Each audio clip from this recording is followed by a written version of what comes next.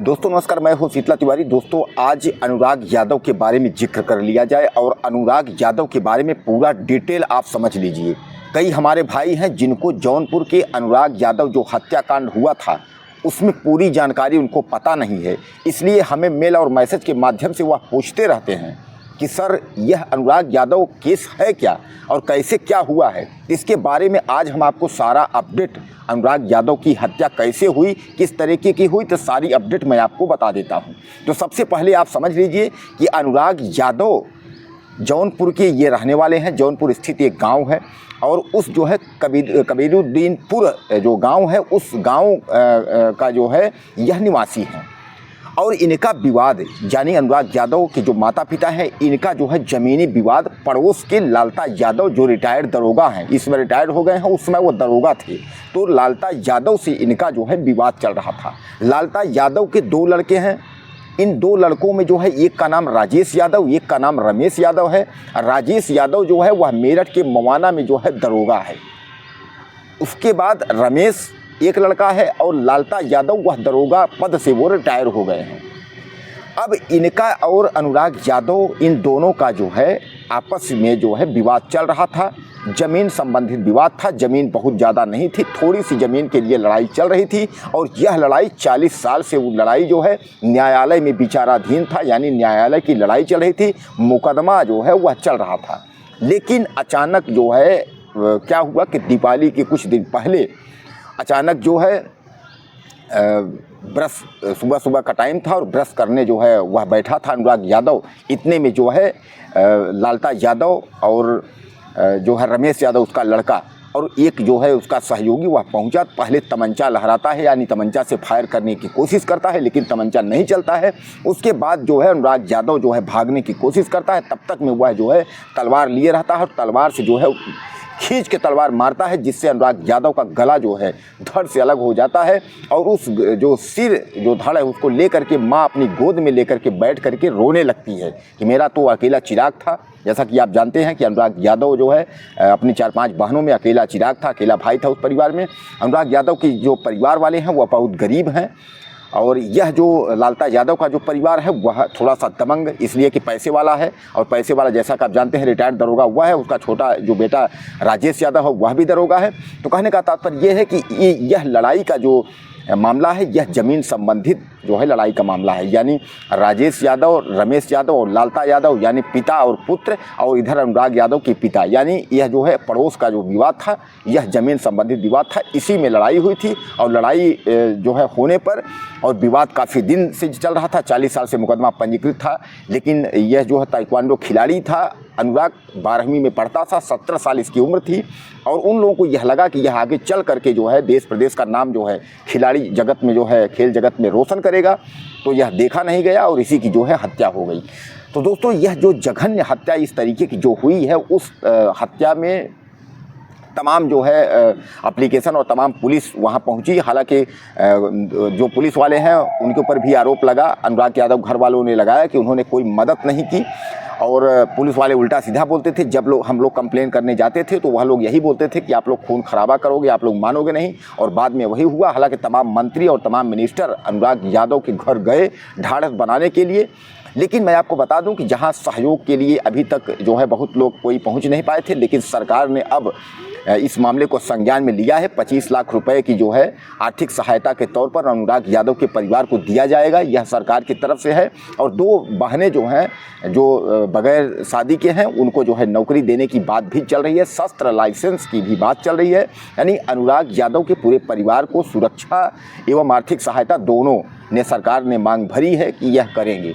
अब उसके बाद जो अब नया अपडेट आप देख रहे हैं उस नया अपडेट में यह है कि वो जो लालता यादव, राजेश और रमेश ये तीनों को जो है जेल भेज दिया गया। उसका एक सहयोगी जो 2 फरार थे उनको भी गिरफ्तार किया गया है और उनको जो है जेल भेजा जा चुका है। अब इसमें जो है यह कहा जा रहा है कि उनको जेल में ही कड़ी से कड़ी कार्रवाई यानी सज़ा सुनाई जाए या उनको उम्र कैद फांसी हो और उसके बाद उनके घर पर जो है बुलडोजर चले। तो जैसा आप जानते हैं यह भी कि बुलडोजर के लिए सुप्रीम कोर्ट ने जो है मना कर दिया था कि बुलडोजर अगर किसी अपराधी पर आप चलाएंगे तो अपराध एक करता है, लेकिन घर गिरने से जो है पूरा परिवार जो है उसका जो है दुख भोगेगा। तो इससे अच्छा ये है कि उस अपराधी को ही सज़ा दिया जाए और घर न गिराया जाए। लेकिन वहीं दूसरी ओर सुप्रीम कोर्ट ने यह भी कहा था कि अतिक्रमण की अगर स्थिति है, सरकारी ज़मीन अगर आपने कब्जा किया है तो उसको हटाने के लिए सुप्रीम कोर्ट जो है कोई रोक नहीं लगाता है और वह पुलिस का कार्य है, पुलिस उसको हटा सकती है। अब कुल मिलाकर के आप समझ लीजिए कि जहाँ एक और अनुराग यादव को न्याय मिलता दिख रहा है, कारण ये है कि ललता यादव और उनके जो लड़कों जो बच्चे इनके हैं यानी ललता के परिवार का जो घर है वह बंजर ज़मीन में है यानी सरकारी ज़मीन में है, इसलिए अब बुलडोजर चलने का रास्ता जो है वो साफ़ हो गया है। वहाँ नोटिस चस्पा राजस्व विभाग वाले जा करके उनके घर में कर दिए हैं। जैसा कि आप यह भी जानते हैं कि नोटिस चस्पा के 15 दिन का समय दिया जाता है और डाक से भी उनको सूचित किया जाता है कि आपका घर इस कारण से जो है गिराया जाएगा, ताकि अगर उनको कुछ एप्लीकेशन देना हो या कुछ कार्रवाई करनी हो तो वह कर सकते हैं। लेकिन सारी कार्रवाइयाँ जो है यह नथिंग है। कुल मिलाकर के आप मान के चलें कि अब यह लोग जो है कुछ कर नहीं पाएंगे, क्योंकि जो कातिल है अनुराग यादव को जो मारने वाले हैं वह जेल में है और अब प्रशासन का डंडा इनके ऊपर चलेगा, यानी इनका घर जो है अब गिरेगा। दोस्तों ये अपडेट का जो है हमारे कई सारे साथी हैं जो दोस्त जिनको पता नहीं था कि अनुराग यादव का जो मामला है यह मामला जो है कैसा मामला था, किस तरीके का मामला था, तो यह हमने आपको जो है पूरी अपडेट अनुराग यादव का अंत से शुरू से लेकर के अंत तक पूरा हमने डिटेल आपको जो है बता दिया है कि वर्तमान का न्यू अपडेट यही है कि बुलडोजर चलने की तैयारी हो रही है, नोटिस चस्पा हो गया है, अब उनके घर पर बुलडोजर चलेगा।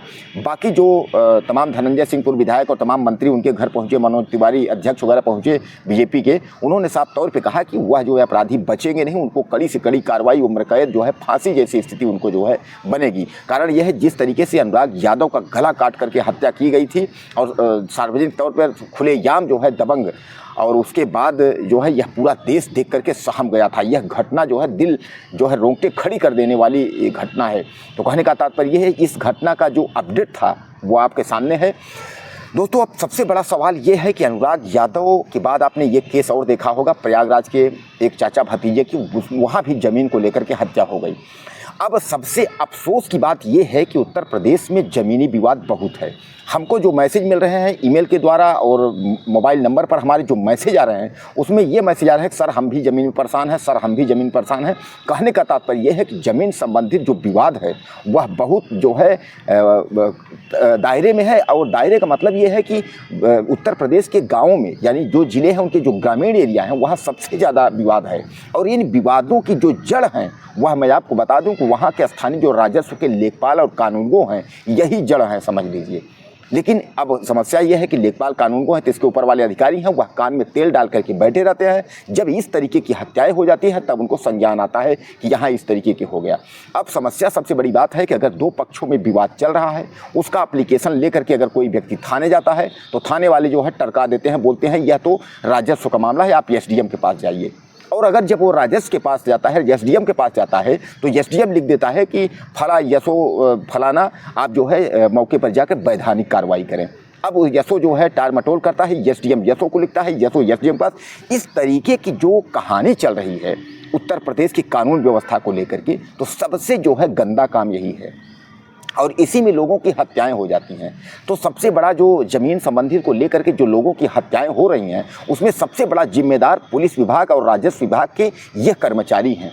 अगर समय पर अनुराग यादव की अगर तहरीर को देख लिया जाता, पुलिस वहां पहुंच करके निस्तारण कर देती। अब पुलिस कहेगी भैया उसमें न्यायालय 40 साल से जो है मुकदमा चल रहा है तो हम क्या करेंगे। अब पुलिस को तो एक प्लस पॉइंट यह भी है, लेकिन पुलिस वहां जा करके सुलह समझौता बातचीत तो कर सकती है। मुकदमा तो अपनी जगह पे है, मुकदमा तो चल रहा है, न्यायालय में विचाराधीन है। पुलिस को हम ये नहीं कर फैसला कर दो जा करके नहीं भैया तुम्हारी ज़मीन है, तुम्हारी ज़मीन है। पुलिस तो साफ तौर पर कहेगा हमको क्या पता किसकी कौन ज़मीन है। लेकिन अगर पुलिस उसमें एक्टिव हुई होती तो आज जो है इसमें इनकी जान नहीं जाती।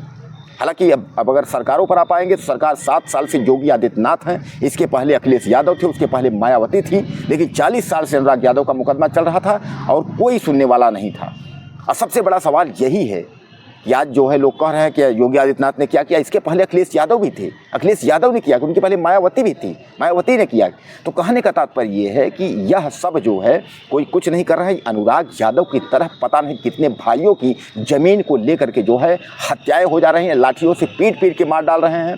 उसके बाद होता क्या है, बस वही उनको जेल भेजना, अगली कार्रवाई होना, बस जो पुलिस की औपचारिकता है अपना काम होता है। उसके बाद वह विवाद निपटारा उसका होता ही नहीं है।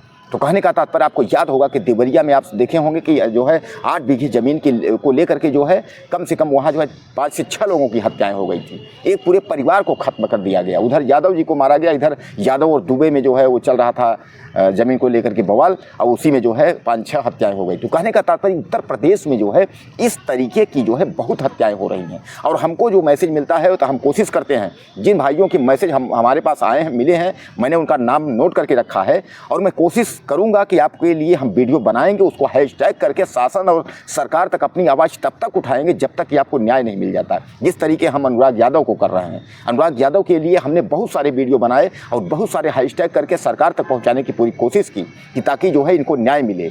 उसी तरीके हमारे जो भाई हमको मेल पे और व्हाट्सएप पे तमाम मैसेज कर रहे हैं, जिस तरीके लिख रहे हैं, अपना पूरा आप डिटेल लिखिए, गांव लिखिए, पूरा जो है आपका क्या विवाद है उसको पूरा लिखिए, हमको मेल करिए। मेल नंबर पे आप मेल करिए या हमको जो है आप मैसेज करिए, कमेंट बॉक्स में आप मैसेज करिए, टेलीफोन नंबर आप मैसेज करिए, हम आपसे संपर्क करेंगे। आपका क्या मामला है वहाँ तक पहुँच करके वीडियो बनाएंगे और ग्राउंड रिपोर्टिंग करके आपको वीडियो बनाएंगे। मेरी पूरी कोशिश रहेगी कि आपको हम न्याय दिलाएंगे। हम अपने पूरे टीम के साथ जो है और प्लस हमारे जो और मीडिया कर्मी भाई उनको ले करके आएंगे और पूरी मतलब आपकी पूरी मदद करने की हम कोशिश करेंगे। दोस्तों, इस वीडियो में बस इतना ही भी हम आपसे बात करना चाहेंगे। अनुराग यादव का जो अब तक का अपडेट था वो हमने आपको जो है बता दिया है कि बुलडोजर चलने वाला है। बुलडोजर जैसे चलने को होगा या चलेगा तो उसके बारे में फिर हम आपको जानकारी देंगे। तो अनुराग यादव का पूरा अपडेट आपके सामने है। अब सबसे बड़ा एक निवेदन आपसे ये है कि चैनल को हमारे आप ज़्यादा से ज़्यादा सब्सक्राइब करें, ज़्यादा से ज़्यादा हमारे आप मेंबर और परिवार बने। हमारा परिवार जितना भी बड़ा हो बृहद होगा, हम वहाँ तक पहुँचेंगे ताकि हमारे बहुत सारे गरीब भाई जो पीड़ित हैं, जिनको राजस्व और पुलिस और इस तरीके की चक्री में जो पिस रहे हैं, उनको हम न्याय दिलाने का काम वहाँ तक कर पाएँ। तो आप ज़्यादा से ज़्यादा हमारा चैनल सब्सक्राइब करके और आप हमारा मेंबरशिप यानी परिवार बने। और आप कमेंट जरूर यह करिएगा कि आप हमारे वीडियो कहाँ से देख रहे हैं, आपकी राय क्या है अनुराग यादव के बारे में। ज़मीन संबंधित अगर आपका कोई ऐसा मसला मामला है तो आप मुझे ज़्यादा से ज़्यादा मैसेज करिए। और आप कहाँ से वीडियो हमारा देख रहे हैं, आप कहाँ से हैं, यह भी हमको आप ज़्यादा से ज़्यादा मैसेज करिएगा। इतना वीडियो में इतना ही। अब उसके बाद अगले वीडियो में फिर मिलते हैं। नमस्कार।